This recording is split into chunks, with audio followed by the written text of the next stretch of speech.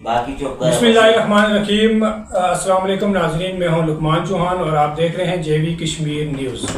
नाज़रीन, आज हम एक अहम मसले पर बात करेंगे जो कि गुज़िश्ता रोज़ हटियाबाला में इंतज़ामिया और ट्रांसपोर्टों के दरमियान जो एक वाक़या हुआ, जिसमें माज़ज़ जज भी हमारे उसमें आए, उसकी वीडियोज़ भी आपने देखी होंगी, सोशल मीडिया पे वायरल हुई। इस हवाले से आज हम बात करेंगे। हमारे साथ मौजूद हैं डिस्ट्रिक्ट प्रेस क्लब के साबिक़ सदर मिर्ज़ा असलम साहब और सीनियर सहाफ़ी और तजिया नगार खुशहाल कज़ाफ़ी साहब हमारे पास मौजूद हैं इस मामले पर। सबसे पहले मिर्ज़ा साहब, मैं आपसे सवाल करूँगा कि ये जो कल का मामला हुआ है ज़िला जेलम बेरी में इंतज़ामिया और ट्रांसपोर्टर्स के बाद, सबसे पहले हमारे नाज़रीन को बताएं कि ये मामला था क्या, असल में हुआ क्या है। बहुत शुक्रिया लुकमान चौहान साहब। असल में ये मीडिया की तहरीक पर पिछले कोई तकरीबन 3 माह से एक सिलसिला चल रहा था कि जी पेट्रोलियम मसनूआत में खातिर ख्वाह कमी के बावजूद जो ट्रांसपोर्टर हज़रात हैं उन्होंने किराए में कमी नहीं की थी, और हमने बारहा इनको जो है ना नोटिस और तहरीक किया कि जी आप इस पर काम करें। तो जब ज़िला इंतज़ामिया ने इस पर फौरी एक्शन किया तो उस पर जो ट्रांसपोर्टर मुश्तैल हो गए और उन्होंने एक जो मुसाफिर कोच थी वो सीधी खड़ी करके जो रास्ता बंद कर दिया दोनों तरफ से। इसी इसना में वो जब आए हमारे जजेस साहिबान जो अपनी ड्यूटी पर आ रहे थे तो रूटीन के मुताबिक, तो उस पर यह हुआ कि जब ह्यूम को देखा जजेस ने तो वो नीचे उतर के उन्होंने मामले को पूछा कि जी मामला है क्या। तो उस पर जो जिस लड़के ने उनके साथ बदतमीज़ी की, बदअखलाक़ी की, और उसके बाद ये हुआ कि एक पूरे इलाके में एक जो है ना वो मज़म्मत की एक कार्रवाई शुरू हो गई। सब लोगों ने इस वाक़े की शदीद मज़म्मत की।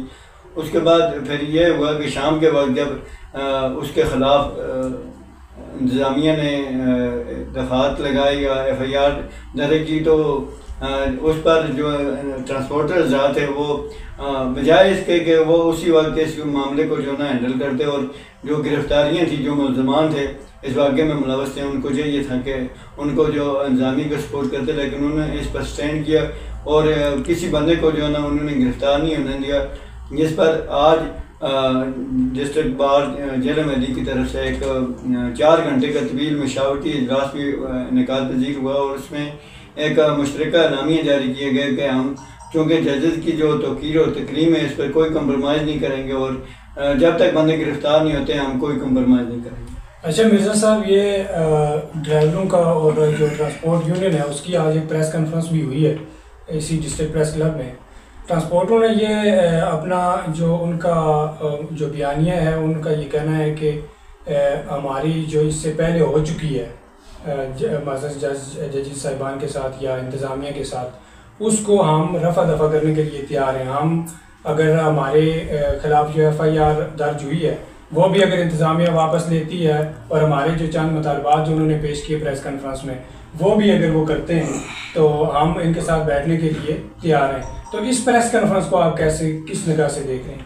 ये बड़ा अच्छा सवाल है। मैं समझता हूँ कि ये जो ट्रांसपोर्टर की जो आज प्रेस कॉन्फ्रेंस हुई, इसमें जो कल वाक़या हुआ है उसमें चंद एक लोग शामिल थे, जिसमें 2-4 कोई आप कह सकते हैं तमाम की तमाम जो यूनियन थी, ट्रांसपोर्ट यूनियन, वो मुलव्वस नहीं थे, और उनमें बड़े शाइस्ता और बावकार लोग भी मौजूद हैं जिन्होंने आज प्रेस कॉन्फ्रेंस में ये बात की कि हम जजेस साहिबान से माजरत के लिए तैयार हैं, लेकिन उनका जो साइन ऑफ क्वेश्चन है उन पर मुझे एतराज़ है कि जी आप ये नहीं कह सकते कि जी आप जो है ना वो FIR रिमूव कराएँ। ये मेरे ख्याल में ये ज़ाब्ते की कार्रवाई है और ज़ाब्ते की कार्रवाई कोई भी नहीं रिमूव कर सकता। तो दूसरी जो उन्होंने कहा कि जी हमें ये देख लें आपके जी ये गाड़ियों का मालिकान के ये प्रॉब्लम है, ये प्रॉब्लम है, हमने एक्शन कमेटी के साथ ये जुज़वी बातें हैं, इस पे कोई भी नहीं बिलीव करता। जो हमारा जो स्टांस है, जो डिस्ट्रिक्ट प्रेस क्लब का जो स्टांस रहा है हमेशा से, हमने ना कोई ट्रांसपोर्टर की मुखालफत की है, ना हमने किसी अदारे को सपोर्ट की है, ना हम इंतज़ामिया के खुदा न खासा सपोर्ट मैंने, हमने सिर्फ आवाम की नुमाइंदगी के लिए अपना किरदार अदा किया, और हम इंशाल्लाह इस पर अपना किरदार अदा करते हैं। डिस्ट्रिक्ट प्रेस क्लब इस पर अपना किरदार अदा करेगा। खुशहाल कज़ाफ़ी साहब, आपकी तरफ आऊँगा मैं। जिस तरह आज की प्रेस कॉन्फ्रेंस में ये सारा मामला तो आपके सामने ही, आप बखूबी इससे वाकिफ़ है। आज की प्रेस कॉन्फ्रेंस में ट्रांसपोर्टर्स हज़रात का ये कहना था कि हम माजरत करने के लिए तैयार हैं। आप क्या समझते हैं कि ट्रांसपोर्टर्स अगर स्टेप डाउन करते हैं तो ये मामला अगर हल की तरफ जाए तो इसका क्या हल निकलेगा और इसके क्या नताइज आइंदा बरामद हो सकेंगे मुस्तकबिल के हवाले से आप इसको कैसा देख रहे हैं? बिस्मिल्लाहिर्रहमानिर्रहीम। शुक्रिया लुकमान साहब। मैं अपनी जो बात स्टार्ट करूँगा तो कहते हैं कि शायर कहता है कि तू इधर उधर की बात न कर, बता कारवां क्यों लुटा, हमें राज़नू से गिला नहीं, तेरी राबरी का स्वाग है। अब आपने देखा होगा कि गुज़श्ता 6 माह के दौरान 3-4 मरतबा जो डीजल और पेट्रोल की कीमतें थी ये कम हुई और किराए इतने ज़्यादा थे कि हर बंदा जो रोज़ ट्रैवलिंग करता था लोग चीख रहे थे। तो इस पे ट्रांसपोर्ट अथॉरिटी आज़ाद कश्मीर ने, ज़ाहिर है मीडिया में आपने भी देखा होगा मेरी तरह कि मीडिया में आए रोज़ लोगों का एक ही मुतालबा था, वो ये था कि अगर डीजल और पेट्रोल कम होता है तो फिर किराए में भी कमी की जाए। और वाकई ये आपने भी रिपोर्ट किया, मैंने भी किया और बाकी साथियों ने भी किया और ये ठीक मुतालबा था। तो उस पे हुकूमत आज़ाद कश्मीर को ख्याल आ ही गया तो उन्होंने अपनी कायम करदा जो ट्रांसपोर्ट अथॉरिटी थी, ज़ाहिर है ट्रांसपोर्ट अथॉरिटी में ये ट्रांसपोर्टरों का कोई ना कोई नुमाइंदा ज़रूर होता होगा, उन्होंने एक किरायानामा जारी कर दिया। ज़ाहिर है उसको इम्प्लीमेंट करने के लिए इंतज़ामिया के पास आते हैं, वो आज़ाद कश्मीर के तमाम अजला में भेज दिया गया। तो ऐसा ही आज़ाद कश्मीर के ये जो ज़िला जेल वैली है वहाँ पे भी यही काम हुआ।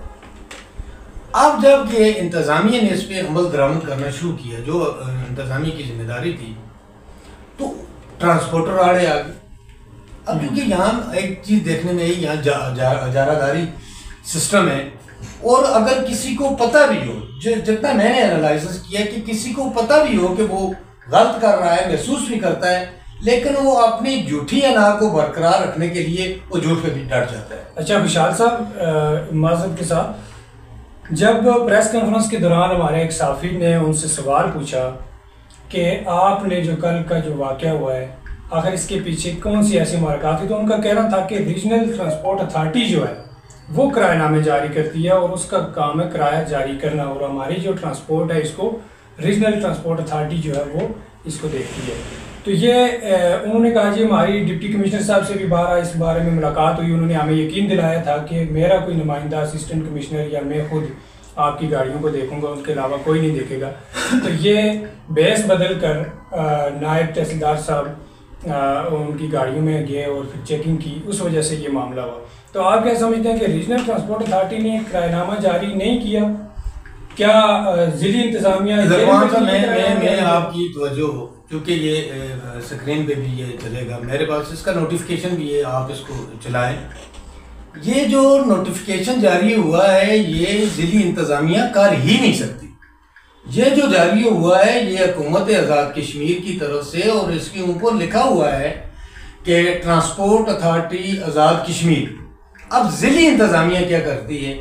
ज़ाहिर है ट्रांसपोर्ट अथॉरिटी वही रूट जो उनके पास इंदराज होते हैं, रूट परमिट, और जहाँ जो जनरल रोड्स होती हैं उन पे जो चलने वाली पब्लिक सर्विस गाड़ियाँ होती हैं उनका वो जारी करते हैं। अब इसके बीच में एक चीज़ और आती है, लोकल रूट्स जो होते हैं, जिस तरह आप जेल वैली के बेशुमार लोकल रूट्स हैं जहाँ पे टैक्सियाँ जाती हैं, जीपें जाती हैं, वहाँ पे उस हिसाब को मद्देनजर रखते हुए डिप्टी कमिश्नर का अख्तियार है कि वो उस पर किरायानामा जारी करे। अब बात ये हो रही है कि ये मैं आपको इस प्रोग्राम के हवाले से एक चीज़ और भी बताऊं, आप इसको ज़रा गूगल कर लें कि जो एशिया की 5 बड़ी जो शायरात हैं, शायरा हैं, उनमें से शायरा श्रीनगर भी एक शामिल है, यानी 5वीं ये और 4 बाकी हैं।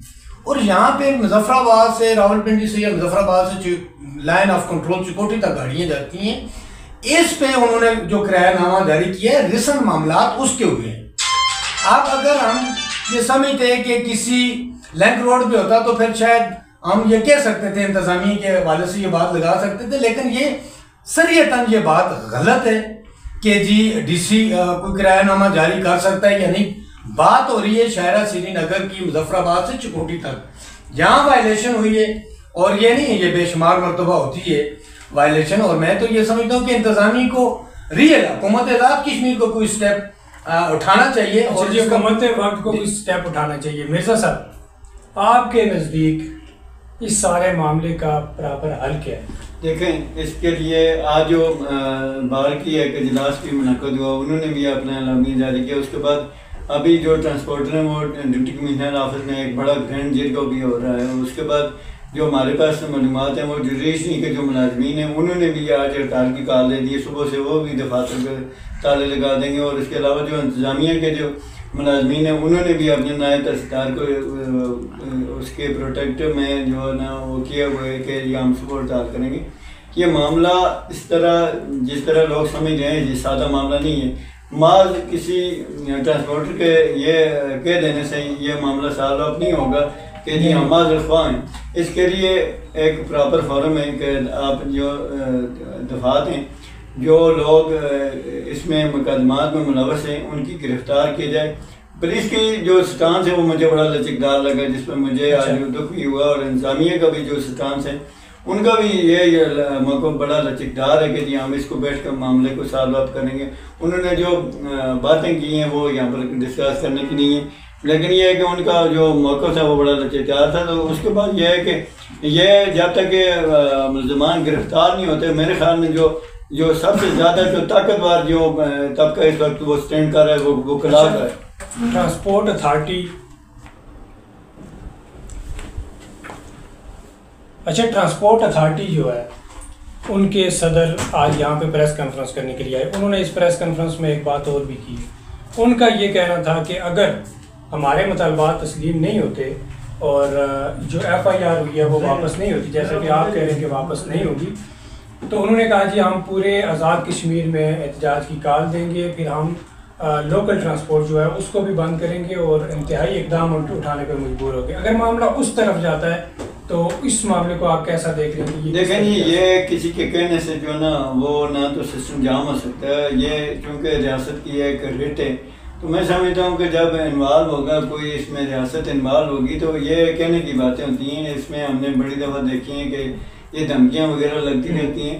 लेकिन ये जो बात आप कह रहे हैं, जो जिस तरह का आपका सवाल है, मैं ये कहता हूँ कि अगर वकला ने इस पर स्टैंड किया तो सबसे ज़्यादा जो वैलिड जो स्टैंड होगा वो वकला साहिबान का होगा। तो दूसरी बात ये है कि इनके अगर बिलफर्ज अगर इन्होंने कहा, आज आप देख लें कि इन्होंने कहा था कि जी हम पहिए जाम करेंगे, ये पहिए जाम नहीं कर सके। और ये देखें कि इनके अपने मामला भी हैं, इनकी अपनी यूनियन में मेरी जो मालूमात हैं उसमें भी बहुत ज़्यादा इख्तलाफ चल रहे हैं और ये ज़्यादा देर तक नहीं चल सकते। ये अपनी गाड़ियाँ खड़ी कर सकते हैं, दूसरी की गाड़ियों को खड़ा करने के लिए जो है ना वो अपना मौक़िफ़ अपना नहीं सकते या सख्त रवैया नहीं अपना सकते। और कोई भी इनका जो ना इनके इंतजामिया के जो ट्रांसपोर्ट यूनियन है उनके दरमियान के बड़े अच्छे बाशऊर लोग भी हैं, पढ़े लिखे लोग भी हैं। उन्होंने ये कह दिया है कि हम ज़्यादा जो है ना वो इंतजामिया के बगैर या जजेस साहिबान की जो तकरीम मुतासर हुई हो उस पर हम जो माजरख्वा हैं, तो इसके पीछे यही मौका था कि वो ज़्यादा देर तक इस हड़ताल को वो कंटिन्यू नहीं कर रखेंगे। दूसरी बात यह है कि आप आज अवाम की तरफ से जितने भी लोगों से मैंने ये पूछा तो उन्होंने यही मुझे कहा कि जी इनको अगर एक हफ्ता छोड़ के एक महीना अगर ये गाड़ियाँ खड़ी कर दें तो हम फिर भी जो ना इंतजामिया के साथ स्टैंड करेंगे। वो इंतजामिया के साथ स्टैंड नहीं करे, वो अपने जो उनके मुतालबात हैं कि किराए में कमी की जाए, जो तयीन शुदा किराया है उसमें कमी की जाए, और उनके जो स्टांस है मेरे ख्याल में वो सबसे स्टांस है। बहुत शुक्रिया मिर्जा असलम साहब, साबिक सदर डिस्ट्रिक्ट प्रेस क्लब हटियाबाला, और सीनियर सहाफ़ी तजिया निगार खुशहाल कज़ाफ़ी साहब आज के इस प्रोग्राम में हमारे साथ मौजूद थे। JV कश्मीर न्यूज़ से फिलहाल इतना ही, हमारे साथ रहिएगा। अल्लाह हाफिज़।